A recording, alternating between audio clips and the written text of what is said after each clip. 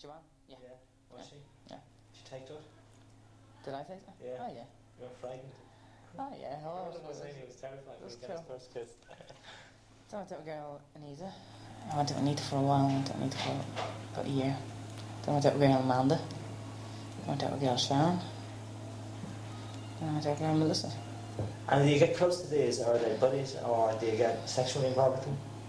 No, I just get close to them, like friendships and kind of like cuddy type of thing, you know. Yeah.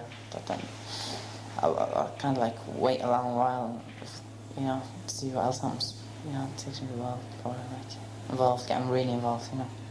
How do you love them? Do you love them as buddies? And do they love you as buddies? No, like I love them as buddies. I don't know. I don't think I really have met a person who I really loved. I mean, I've loved, yeah, but I don't think it was. I don't think it was my biggest love. I mean, I could have a bigger love, right. No problem. Yeah. You know, if I met the right person, if she's out there, come get me. But do you have to put all that on hold? Yeah, I do. Or is there also a part who doesn't want that though? Because you've other things to test out in life.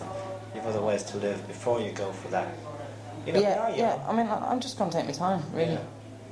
I mean, if it comes up, good, great, you know. I mean, it's just, my mum always says to me, like, the person who's meant for you won't pass you by, you know. Yeah. Are they all? No. No? No. What kind of mail do you get?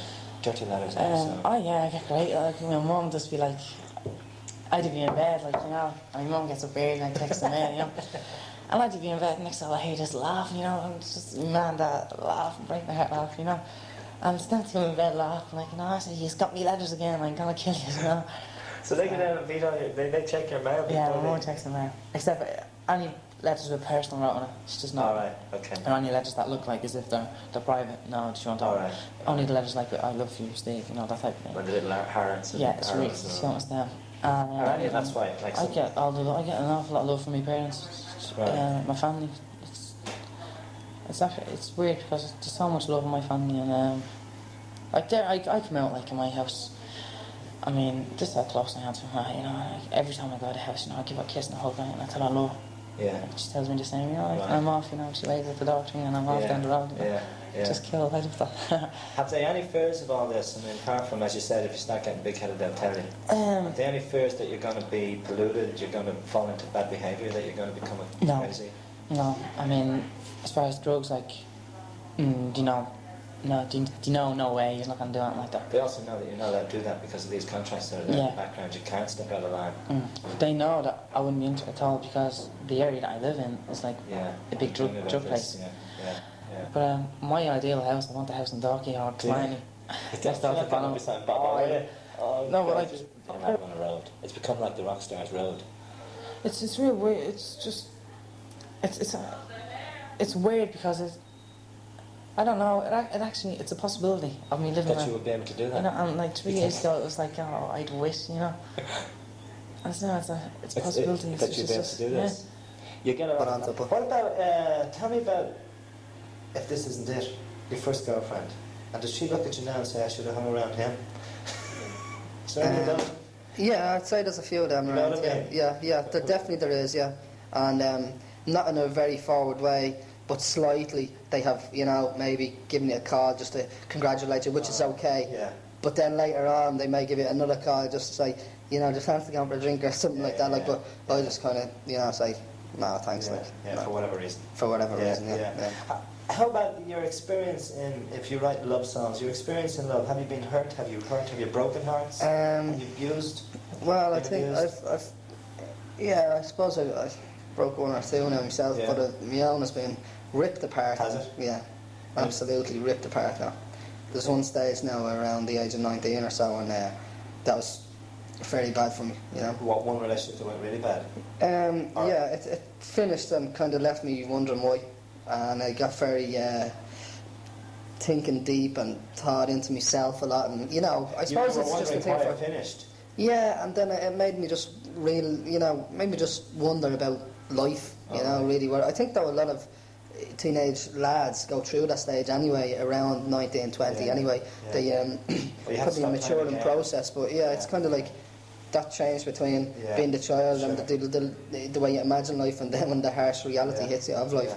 But what was the pain that love had turned from something that was sweet and gorgeous and sexy and romantic to something dark and painful? Yes, you know, how something like that could happen overnight, how somebody could just change overnight. But it didn't happen overnight, did it? I did, Did it? literally overnight, yeah. Really? Mm. Was it a long relationship? Well, no, it went down for a couple of months, but like, But it changed overnight? at that time. Well, as far as relatively, yeah. Alright. I mean,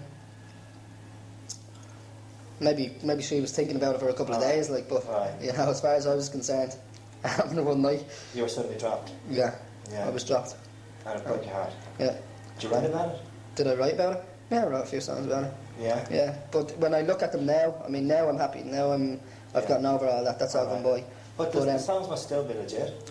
Oh yeah, they're still there. They're still legit. But when I look at them, I kind of think, God, I'm past that stage. I'm glad I'm past that stage. Yeah. I hope you never go there again. So do You I. may just go Because back to the songs. even in the lyrics in them songs are so deep Yeah. that, I mean, they couldn't be used for a boyzone song. Okay. Well, maybe some of them could, but not really, because they're too deep. All right. They're too. They're not like for They're our too dark. boyzone audience. They're too Too dark. dark. Yeah, too dark. But they have to stay because, I mean, the point is, if they had to be expressed by you at that point, well, someone listening to them is going to say they expressed what I'm feeling at this point. Mm. You know what I mean? I know exactly what you mean, but But for not yet, a not yet. boyzone, Yeah. no. Maybe after boyzone, if I go on as a solo artist, Okay. maybe then I'll release one or two of them that, Yeah. you know, I mean, I'd love people to be able to, I mean, we all know that when you're down and you're feeling blue and whatever, that the thing we do is listen to sad songs or whatever, things that you can relate to. That's what you're and that's what you find some comfort in. What's that your I mean, do you think, did you ever get advice? You would have got advice on drinking, drugs and all that in school. Well, no, No? didn't get any on drink. And I don't remember ever sitting down for a specific lesson about drugs. It was just, you know, maybe a 5-minute conversation that the point arised somewhere. Right. That was all. Never an actual lesson. What do you think about that? Does that make you angry when you think of all the... Yeah, definitely, You know? definitely. Would you Because say- there's so many people today who are suffering due to lack of sex education and drink and drug abuse and all that kind of stuff, as a result of not being educated about it Okay, beforehand. Yeah, that's okay. Like, I don't want to sound like an angel, but I've never taken it. I've never taken news or acid or anything. And the reason why is because I'd be too afraid to. Right. That is being honest with you. I don't drink because I don't even like the buzz that drink gives you. Right. Now, there's times when I'll take a drink, Sure. very seldom, my Yeah. birthday, maybe Christmas or something like that, but in general I'm not into it. Right. And like, with that, like, the buzz that you get from drink, like being drunk or whatever, I don't really like it too much anyway, and I'd be just too frightened of the other thing. I don't like not to be in control of myself. Yeah. I don't like that one little bit. Yeah. So you're not going to fall for all the obvious temptations on the rock and roll pop road to fame? No, I think it's foolish. People can do what they want. I'm not a preacher. They can do what they want. Yeah. But I'm looking after me. And if somebody asks me if I want certain drugs, I'd say no. If they enforce it on me, I'll break their face. Yeah. You know what I mean? I Yeah. just don't want anything to do with it. Yeah. So I reckon having a girlfriend would affect my performance a hell of a lot. Yeah. Just because I wouldn't like to hurt her in me kind of singing to another girl, like. Yeah. But that's what the whole job is about, kind of making them want to. Yeah. And I wouldn't be into that. It wouldn't be easy on a girl. Too much hassle, you know. But do you not miss the normal thing with all your I mates do, and yeah, that, I do. Often when I go home and I talk to my mates and they say, oh, we're out in Tamangos and such was with this girl. You remember her from years ago? And I kind of go, jeez, love to be there. I would have loved to be there, you know. But then you just have to... So there are compensations. Yeah. You know, But then I'd tell the lads about, I was just come home from Austria or something. And they're like, jeez. There is a- You know, so it works both ways, really. Yeah, so what is the... do any of them hate you now? Do any of them... My mates? Yeah, think Nah. balance by you and not me. Well, You I know don't that kind think of so. thing. If you go Yeah. to the local bar and they say there's that balance. Oh, well, there's a lot of people like that, yeah. Yeah. But as far as my mates are concerned, Do you mates? I come home and I tell them where I was and such. End of story, we talk about cars and what I'm into. And, you know, how was your car going, what happened, and the usual stuff we talk about. Like, I'm just Shane. as I was at any other time, you know what I mean? And what about, think of a relationship beyond all this. If you have to think, I'm going to have to put it all on hold for 2-3 years as long as this works. Are you defining a picture of the kind of woman you think could take you after all this? Yeah. Yeah? What's she like? I don't know if I should reveal that in case I get some false offers. Give us a hint. What would be really important? Yeah, okay. All right. Well, what would be central to her? I think the first thing that would make me go for a girl is if I did happen to ask her to go on a date or be with me and she said no. If she said no, I'd chase her. It'd be a good thing and try to get her. Because then I know she has no interest in me being in boyzone. And so then if I can get to know her and if she likes me for me, then see if we can get together that way. But if I met a girl and she kind of went, yeah, I'd love, oh wow, you're boyzone, like, then I'd kind of go, yeah, probably continue the date and then end the story, you know what I mean? But is that what you must think about all the letters, invites, proposals you get, that they're really coming on to a member of boyzone? Yeah, that's it. You know what I mean? That's all it is. Like, all the girls out there, they want the guy in the picture. They want the guy on the stage and the fellow who sings the song. They don't know who I am. She has the image. I'm famous, and they just want a bit of me because everybody knows who I am or what have you. But you're not going to be able to keep out of a relationship for the next 3 years, are you? No, I don't think so. You know what I mean? And I don't think it really should be expected of anyone too. No, I mean, I know it's part of the contract deal, or if you are, you don't tell them. I know. It would be very hard. Well, like I said, if I do get into a relationship, well, I'd keep it on the QT. I'd say nothing and just take it as it comes. Yeah. At the start you do it for the money, you know? But when you get a taste of it, you don't do it for money anymore. Obviously you need money to get by life, but if you do it for the soul enjoyment of it. But what is the soul enjoyment? That charge when you look into the audience? No, I'll tell you what it is, right? You can go along, right, do all these photo shoots, making films, get as pissed off and as bored as you possibly can, and you start getting depressed, saying, what, I'm not happy, you know? And you can think like that if you want. And you start getting mixed up and you forget what's the priorities and what are you doing it for. And then forget all that, push that aside. You walk out on stage, you hear them scream, and you say, this is what it's all about. Because nobody can experience it. Right. You know, nobody can experience it unless they're doing what we're doing. You know what I mean? I mean, you could never experience what I'm talking about. I can't even explain. Nobody can. I mean, to walk out onto a stage and see 6,000 people to 12,000 people screaming for you, that's what it's all about. What about when you come off the stage afterwards? Do you go down? No. You're on a high for the whole night anyway. The rest of the night, you wake up the next day and you go, geez, that was wicked last night, and you get on with your work.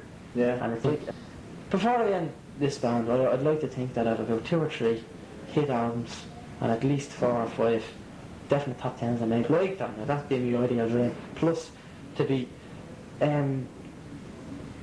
safe, to be kind of secure, physically secure and financially secure in my life, and then I can turn around and say, well, Jesus, I mean, I wouldn't regret a thing of it, you know what I mean? Can you really make it? Especially if we get to do a world tour. I mean, because you can do all of Europe, all Far East countries, the whole lot, and to do America, it's like the whole lot all over again. You know what I mean? Because Is that a goal? Yeah, big time. I'd love to go to America. States. And I'd love to get huge in Africa.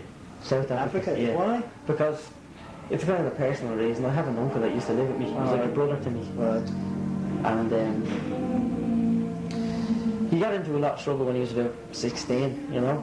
And his father and mother lived in South Africa. So we didn't run up to South Africa. Alright. His mother father came home when he was 18 and he stayed over there. And we heard from him once since. And he's always a bit of a messer, you know what I mean? But I was very close to him because he lives with me. He shared a bedroom with me, you know. So I haven't heard from him in a long time. I believe he's after getting married and he has kids now. The last letter he sent over, you know, he married the poor little girl. The king over there, some king over there, is one of his wife's daughters anyway, you know what I mean? Right. So I'd love to get famous over there and big over there. So he could kind of point me out and say,